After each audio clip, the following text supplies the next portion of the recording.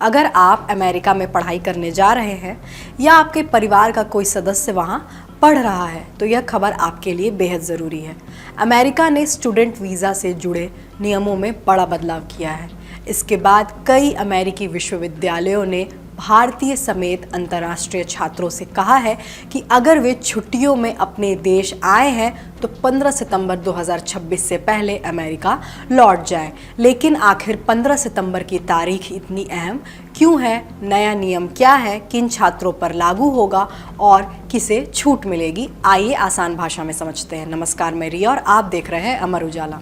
दरअसल अमेरिका का गृह सुरक्षा विभाग यानी DHS 15 सितंबर 2026 से नया वीज़ा नियम लागू करने जा रहा है।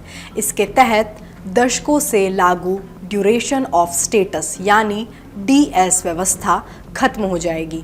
अब तक F1 स्टूडेंट्स वीज़ा और J1 एक्सचेंज वीज़ा पर पढ़ने वाले छात्र तब तक अमेरिका में रह सकते थे जब तक वे अपने कोर्स की सभी शर्तों का पालन करते रहते थे, यानी उनके रहने की कोई तय समय सीमा नहीं होती थी। लेकिन 15 सितंबर से यह व्यवस्था बदल जाएगी। अब क्या होगा?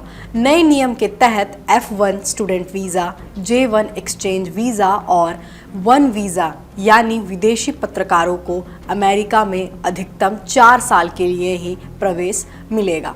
अगर किसी का कोर्स 4 साल से ज़्यादा लंबा है तो उसे आगे रहने के लिए अमेरिकी नागरिकता एवं आव्रजन सेवा यानी USCIS से अलग से मंजूरी लेनी होगी। इसके लिए फॉर्म 1539 भरना होगा। यही वजह है कि कई विश्वविद्यालय अपने छात्रों को सलाह दे रहे हैं कि वे नया नियम लागू होने से पहले अमेरिका लौट जाएं। उदाहरण के लिए कोलंबिया यूनिवर्सिटी ने अपने छात्रों से कहा है कि वे 8 सितंबर से शुरू होने वाली कक्षाओं से पहले न्यूयॉर्क पहुंच जाए ताकि नई व्यवस्था लागू होने से पहले उनकी एंट्री हो सके। नए नियम में और क्या बदलेगा? पढ़ाई पूरी होने के बाद अमेरिका में रुकने के लिए मिलने वाला 60 दिन का ग्रेस पीरियड घटाकर 30 दिन कर दिया जाएगा। अगर किसी छात्र को पढ़ाई पूरी करने में ज़्यादा समय लगता है तो पहले की तरह केवल विश्वविद्यालय की प्रक्रिया काफ़ी नहीं होगी। अब USCIS से औपचारिक मंजूरी लेनी पड़ेगी। इसके अलावा अकादमिक प्रोग्राम बदलने के नियम भी पहले से ज़्यादा सख्त होंगे। क्या सभी छात्रों पर यह नियम लागू होगा? नहीं।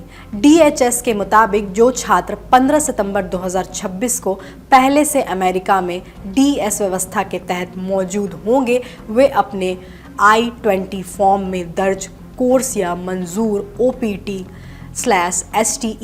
OPT पूरा होने तक वहीं रह सकेंगे। हालांकि यह छूट भी हमेशा के लिए नहीं होगी, अधिकतम 4 साल तक ही मान्य रहेगी और किसी भी स्थिति में 14 नवंबर 2030 के बाद लागू नहीं रहेगी। भारतीय छात्रों में चिंता क्यों? भारत अमेरिका में पढ़ने वाले सबसे बड़े अंतर्राष्ट्रीय छात्र समुदायों में शामिल है। ऐसे में इस फैसले का असर बड़ी संख्या में भारतीय छात्रों पर पड़ सकता है। विशेषज्ञों का कहना है कि कई डिग्रियां 4 साल में पूरी नहीं होती। औसतन स्नातक की पढ़ाई में करीब 52 महीने लग जाते हैं, जबकि PhD पूरी करने में करीब 5.7 साल लग सकते हैं। इसके अलावा USCIS के पास पहले से 1.1 करोड़ से ज़्यादा आवेदन लंबित है और कई मामलों में फैसला आने में लगभग 1 साल लग जाता है। ऐसे में छात्रों की पढ़ाई और रिसर्च प्रभावित होने का खतरा बढ़ सकता है। FIIDS का कहना है कि खासकर रिसर्च, मेडिकल और PhD जैसे कार्यक्रम सामान्य तौर पर 4 साल से ज़्यादा चलते हैं। J1 श्रेणी के कई शोधकर्ताओं और डॉक्टरों को अपना कार्यक्रम पूरा करने में 5 से 7 साल तक लग जाते हैं।